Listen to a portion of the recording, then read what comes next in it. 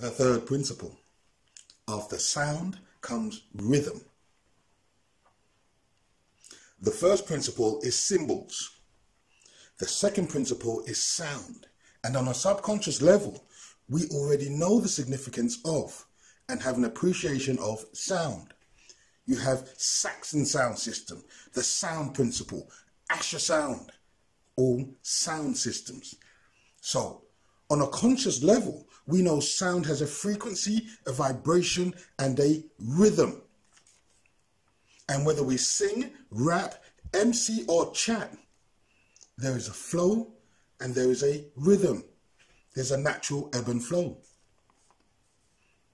So, that we have the capacity to master the art of singing, dancing, performing, joking, boxing, running, footballing, driving, in speaking, and in reasoning. You take the exact same capacity that exists for the art of reading. Because whatever the ing, we have that thing. Because the ing is already within. The ing is already within. African wisdom says, know thyself. You see, you cannot be endowed with all things, with the exception of one thing. Nature doesn't work like that. Think of the variant forms of water. It is one thing, yet many things. And of itself, it is everything.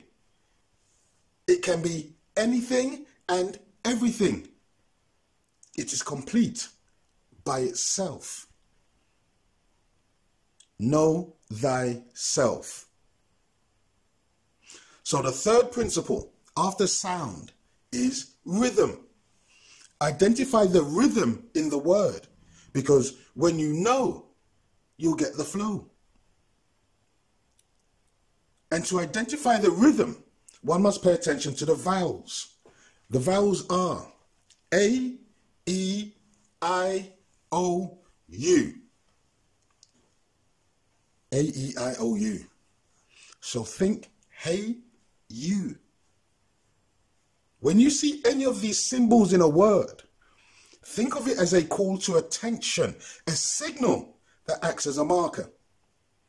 Because as a general principle, whenever you see one of these symbols with a consonant before and or after it, that will be one sound or one syllable. If a word has two vowels, it will normally be two sounds or two syllables. If a word has three vowels, it will consist of three sounds. So, for example, example has three sounds because the word has three vowels. Do you see how I've broken it down?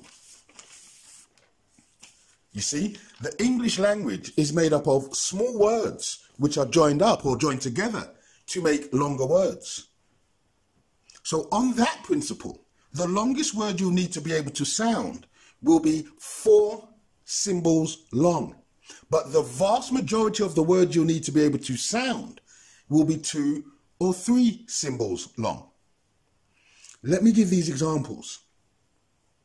I did a video yesterday.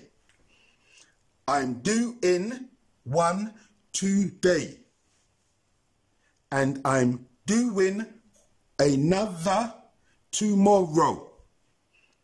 Do you see how the word is broken down into sounds?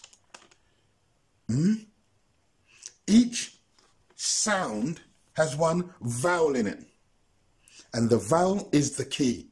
It is the marker and the bridge between the two consonants. So, to be able to read, look at the word, identify the vowels first, because that is the indicator of how many sounds you need to make to read the word. And know that your mind works faster than your brain, and it will quickly identify the vowels in the word once it's trained to do so. But this, of course, will take practice. But the principle is, you only need to know the sound of 2 or 3 symbols, and then you will get the rhythm and the flow. Because we are in tune with sound. We have natural rhythm. So to know you already have the attributes, that will give you the flow.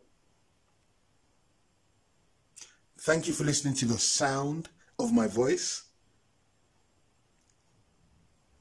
Please share and subscribe. More videos coming soon.